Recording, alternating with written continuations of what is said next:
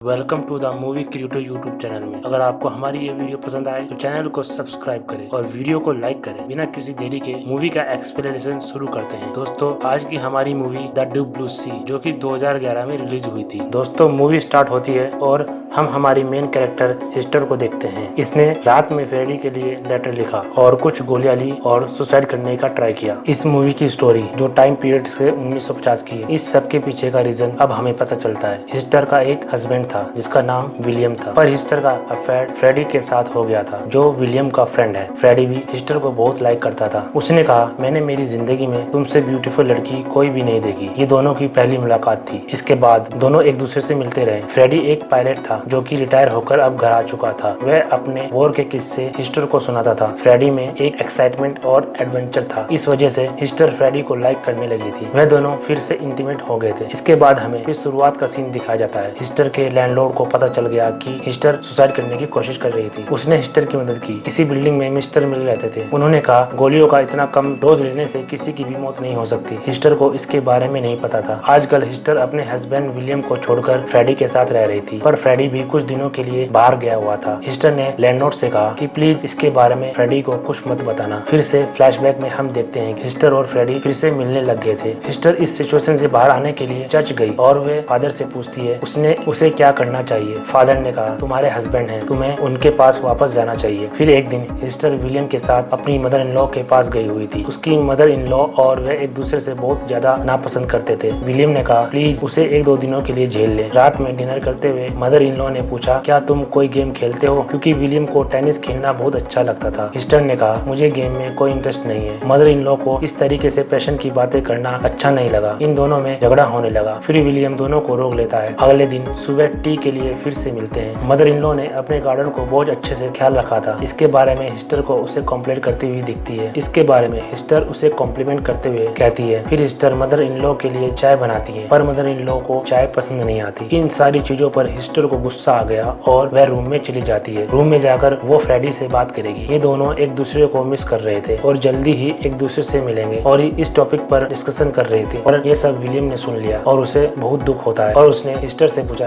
कि ये सब चलते हुए कितना टाइम हो गया। हिस्टर कहती है, बहुत टाइम हो चुका है। विलियम ने कहा कि मदर के सामने मैं कुछ भी तमाशा नहीं करना चाहता। नीचे गार्डन में तुम्हारा वेट कर रहा हूँ। उसने गाड़ी में कहा कि मैं तुम्हें कभी डिवोर्स नहीं दूंगा। मैं तुम्हें जितनी तकलीफ दे सकूं उतना देने का बहुत ट्राई करूंगा। हिस्टर ने उसे कहा कि तुम मेरे फादर की तरह बात कर रहे हो। मुझे इसी टोन से विलियम की बिहेवियर टॉलरेट नहीं कर सकती। विलियम ने कहा कि सब कुछ सही चल रहा था। थोड़ी सी ब्लेजर के लिए तुम सब कुछ दांव पर कैसे लगा सकते हो? उसे अब वह कभी मिलना नहीं चाहता था। गाड़ी रोककर वहां से चला गया। इसके बाद फ्रेडी और हिस्टर दोनों एक साथ रहने लग गए थे। फिर हम प्रेजेंट में आते हैं। अभी अभी हिस्टर ने सुसाइड ट्राई किया था और अगली सुबह फ्रेडी का वेट कर रही थी। फ्रेडी घर पर आता है। हिस्टर सैड म्यूजिक सुन रही थी तो फ्रेडी हैप्पी म्यूजिक लगा देता है और उसको अपने ट्रिप के बारे में बताता है। उसके बारे में एक्साइटमेंट होकर सब कुछ चीजें बता रहा था। हिस्टर कुछ भी बात नहीं कर रही थी। उसे रियलाइज हुआ कि शायद उसने कुछ गलती की है। फिर उसे याद आता है कि हिस्टर का बर्थडे था जो पूरी तरीके से वो भूल चुका था। वह हिस्टर के पास जाता है, उसे सॉरी कहकर उसे गले लगा लेता है और किस भी करता है। हिस्टर भी उसे माफ कर देती है। पर हिस्टर के पास फ्रेडी को एक पैकेट मिलता है। उस पैकेट में उसके लिए नोट लिखी थी जो कि सुसाइड नोट था। ऐसे कहते ही हिस्टर कहती है, प्लीज इसे मत पढ़ो। फ्रेडी ने कहा, इस पर मेरा नाम लिखा है। यह पढ़ने के बाद वह बहुत ज्यादा गुस्सा हो जाता है और गुस्से में वहाँ से चला गया। फ्रेडी के जाने के बाद हिस्टर का हस्बैंड विलियम वहाँ पर पहुँच गया। लैंडलॉर्ड को हिस्टर के हस्बैंड को बताना सही लगा था। हिस्टर उसे यहाँ देखकर चौंक गई थी। हिस्टर ने कहा, लास्ट टाइम जब हम मिले थे तुमने कहा था तुम मुझसे कभी नहीं मिलोगे। विलियम कहता है कि तब मैं गुस्से में था तो मैं कुछ भी बात कर रहा था। क्या फ्रेडी ने तुम्हें छोड़ दिया है? इस पर हिस्टर ने कहा कि ऐसा कुछ भी नहीं है। वो पूछती है, क्या अब भी तुम टेनिस वगैरह प्ले करते हो? विलियम कहता है, हाँ। विलियम पूछता है कि क्या फ्रेडी अभी भी तुमसे प्यार करता है? हिस्टर ने कहा, नहीं, 10 महीने पहले जितना वो करता था उतना ही करता है, मगर सच ये नहीं है। हिस्टर को लगता है कि फ्रेडी भी उससे प्यार नहीं करता। विलियम ने पूछा, तो फिर मुझे छोड़कर क्यों गई थी? हिस्टर कहती है कि मुझे तुमसे कुछ भी नहीं मिल पाता, फिर भी मैं फ्रेडी मेरे साथ कुछ न कुछ पैशन दिखाता है। जिस तरीके से हिस्टर फ्रेडी से प्यार करती है वो एक्सपेक्ट कर रही थी कि फ्रेडी भी उस तरीके से प्यार करे। इसी वजह से उसने सुसाइड का ट्राई किया था। विलियम ने कहा कि अगर हमारी शादी में बच्चे होते तो क्या कुछ चेंज होता? ऐसा नहीं, हमारे बीच में जो भी था इसमें कोई भी चेंज आने वाला नहीं था। फ्रेडी आज गुस्सा होकर अपने फ्रेंड के साथ क्लब गया था और वहीं पर उसका पीछा करते हुए हिस्टर उसके पास पहुंच गई। उससे बात करने के लिए उसे बाहर लेकर गई। फ्रेडी अपने फ्रेंड को भी साथ लेकर आता है। उसके सामने ये दोनों झगड़ने लगते हैं। फ्रेडी फ्रेडी कहते हैं कि मैं सिर्फ बर्थडे भूल गया था और अगले दिन में डायरेक्टली सुसाइड नोट पाता हूँ। तो अगर हर लड़के ऐसा करते तो बहुत सारी लड़कियां सुसाइड कर लेती। हीस्टन ने ये सब क्या है उसे बहुत बुरा लगा था। हीस्टन ने लेटर में लिखा था कि तुम जो हो वो हो, तुम बदल नहीं सकते और मैं तुम्हें ब्लेम नहीं करती। पर इससे क्लियर था कि फ्रेडी हीस्टर को जितना प्यार करती थी उतना फ्रेडी नहीं कर पाता। इस वजह से हीस्टर सुसाइड कर रही थी। फ्रेडी को ये जानकर बहुत बड़ा शौक लगा था कि उसकी वजह से हीस्टर ने सुसाइड करने का ट्राई किया। पर वह अपने फ्रेंड से कहता है कि जितना मैं उससे प्यार करूँ उतना ही करता हूँ। तुम किसी से जितना प्यार करो उतना ही प्यार तुम्हें वापस मिले, ऐसा कहीं भी नहीं लिखा हुआ है। मैं मेरी तरीके से उससे प्यार करता हूँ। हीस्टर कहती है कि मेरा ऐसे लिखने का कोई भी मीनिंग नहीं था, प्लीज मुझे माफ कर दो, मेरे साथ घर पर जाओ। फ्रेडी उसे मना कर देता है। फ्रेडी उसके पास वापस जाना नहीं चाहता था। हीस्टर ने कहा प्लीज आज रात मेरे घर चलो, मैं तुम्हें कुछ भी नहीं बोलूंगी। फ्रेडी ये बात मानता ही नहीं। हीस्टर को सहारा देने के लिए फ्रेडी का फ्रेंड रुका। उसने उसे समझाता है कि लाइफ में प्यार ही सब कुछ नहीं होता, कपल के बीच कंपैटिबिलिटी भी एक चीज होती है, शायद वे सबसे ज्यादा मैटर करती है। फ्रेडी को तुम्हारे साथ चलना चाहिए था। फिर हीस्टर कहती है कि शायद उसे पता था कि मैं कभी अपना प्रॉमिस रखती नहीं। मैं उससे बात करती हूँ, उसे मनाने के लिए कोशिश करती हूँ, वह मुझसे ज्यादा जानता है। फ्रेडी के फ्रेंड ने कहा कि मैं उसे घर पर लेकर जाता हूँ, समझाने की कोशिश करता हूँ, रात में मैं तुम्हें कॉल करूंगा। इसके बाद हीस्टर और फ्रेडी की रिलेशनशिप में हम फ्लैशबैक में देखते हैं। एक दिन दोनों एडमिशन के लिए गए हुए थे। एक पेंटिंग फ्रेडी को बहुत फनी लगती है पर हीस्टर उसके बारे में बहुत अच्छी तरीके से जानती थी। फ्रेडी को उसने स्टूपिड समझा। इस बात पर इन दोनों के बीच में बहुत बड़ा झगड़ा हो गया। घर आने के बाद हीस्टर ने उसे मना लिया। इसी तरह की इनकी रिलेशनशिप में भी प्रॉब्लम थी पर एक दूसरे से प्यार करते थे, इसी वजह से सब चीजें चल रही थी। रात में जब हीस्टर को फ्रेडी की कॉल नहीं आती तो वह खुद ही कॉल कर लेती है। उसने फ्रेडी से फोन पर बात की। उसने कहा तुम्हारा जवाब क्या हुआ, क्या तुम्हें वह मिल गया? फिर भी फ्रेडी कहता है कि मिल चुका है। फ्रेडी नेक्स्ट वीक से अपनी जॉब पर जाने वाला था। हीस्टर उसे बधाई देती है, कहती है कि जाने से पहले अपना सब सामान लेने के लिए प्लीज तुम खुद आना, मैं प्रॉमिस करती हूँ मैं तुम्हें कुछ भी नहीं बोलूंगी, प्लीज एक बार मुझसे मिल लेना। वह चलते चलते घर पर आती है पर उसका विलियम वेट कर रहा था। विलियम कहता है कि तुमने ये सब क्यों किया? हीस्टर कहती है कि फ्रेडी के साथ कुछ न कुछ तो फील करती थी जो विलियम के साथ उसे कभी नहीं हुआ। विलियम चाहता है कि हीस्टर उसके पास आ जाए, उसका ख्याल रखना चाहता था। पर तभी यहाँ पर फ्रेडी आ गया जो विलियम की बहुत बेइज्जती करता है। वो कहता है अभी भी तुम इससे प्यार करते हो? फ्रेडी के अंदर जाने के बाद विलियम ने हीस्टर से कहा कि हाँ अभी भी मैं तुमसे प्यार करता हूँ, तुम अगर चाहो तो फिर से मेरे पास वापस आ सकती हो। फिर हीस्टर बिल्डिंग में आती है और उसकी लैंडलॉर्ड का हस्बैंड जो बहुत ही बीमार और बूढ़ा था उसका ख्याल रख रही थी। लैंडलॉर्ड हीस्टर को देखकर उससे बात की और कहा कि तुमने कल जो किया वो फिर से नहीं होना चाहिए। हीस्टर कहती है कि ये सब एक मूवमेंट में हुआ था। लैंडलॉर्ड ने उसे कहा प्यार के बारे में बहुत सारे लोग रविश जी से बोला करते हैं पर एक्चुअल प्यार क्या है? मैं और मेरा हस्बैंड इतने सालों तक एक साथ रहते हैं, मैं आज भी उनका ख्याल रख रही हूँ, इसे सच्चा प्यार कहते हैं। किसी के प्यार के लिए तुम्हें जान देनी पड़े इतना इम्पोर्टेंट कोई भी आदमी नहीं होता। ये सब सुनकर हीस्टर फिर ऊपर आती है और फ्रेडी से कहती है कि तूने मुझसे कहा था कि तुम फिर से एयरफोर्स नहीं ज्वाइन करना चाहते, आजकल तुम्हारा जजमेंट उतना साफ नहीं है। फ्रेडी कहता है कि मुझे 12 वीक लगेंगे, फिर से पहले जैसा हो जाऊंगा। हीस्टर ने पूछा कि हम दोनों एक साथ जा रहे हैं? फ्रेडी कहता है कि नहीं, आज जो हुआ उसके बाद नहीं। तुम एक्सपेक्ट कैसे कर सकती हो? मेरी वजह से तुम्हें सुसाइड करनी पड़ी, इसके बाद मैं तुम्हारे साथ नहीं रह सकता। हीस्टर ने कहा तुम्हारे जाने के बाद अगर मैं ये फिर से ट्राई किया तो फिर क्या होगा? फ्रेडी कहता है कि ये चांस हम दोनों को लेना पड़ेगा। हीस्टर फ्रेडी से कहती है प्लीज आज रात ही रुक जाओ, तुमसे कुछ भी बात नहीं करूंगी, कोई भी आरजू नहीं रखूंगी। वह आज रात बहुत ही अकेला महसूस कर रही थी। सुबह फ्रेडी रेडी होकर वह अपनी जॉब पर जाने वाला था। हीस्टर उसके शूज पर पॉलिश कर रही थी। फ्रेडी अब भी हीस्टर के लिए केयर करता है। उसने कहा कि मेरा सब कुछ सामान वगैरह बेचकर तुम्हें $30 मिल जाएंगे जिससे तुम रेंट भी दे सकती हो। उसने पूछा कि अब तुम क्या करोगे? हीस्टर कहती है कि पहले तो डिवोर्स लूंगी, उसके बाद कुछ ना कुछ तो न्यू ट्राई करूंगी। फ्रेडी को सुनकर ये अच्छा लगा। ये अपनी लाइफ को लेकर ये आशावादी थी। फ्रेडी वहाँ से चला जाता है पर हीस्टर बहुत रोई। पूरी मूवी में हीस्टर अपनी खिड़की से कुछ न कुछ तो बाहर देख रही थी। अब हम देख सकते हैं कि वह खिड़की से कोई बर्बाद हुआ घर देख रही थी। वो रियलाइज करती है कि उसने सब कुछ बर्बाद कर दिया था। सब हो जाने के बाद फिर से वह अपनी लाइफ को लेकर जरा आशावादी थी। जैसे कि लैंडलॉर्ड ने कहा कि किसी से प्यार करने का मतलब उनके साथ इंटैक्ट होना ना, इसलिए लोग को फिर से एक्सपीरियंस करना चाहती थी। इसी के साथ इस मूवी का एंड हो जाता है। अगर आपको ये एक्सप्लेन अच्छा लगा तो प्लीज लाइक कर दीजिए और कमेंट कर दीजिए। प्लीज चैनल को सब्सक्राइब कर दीजिए। फिर मिलेंगे एक और नई मूवी के साथ। Thank you.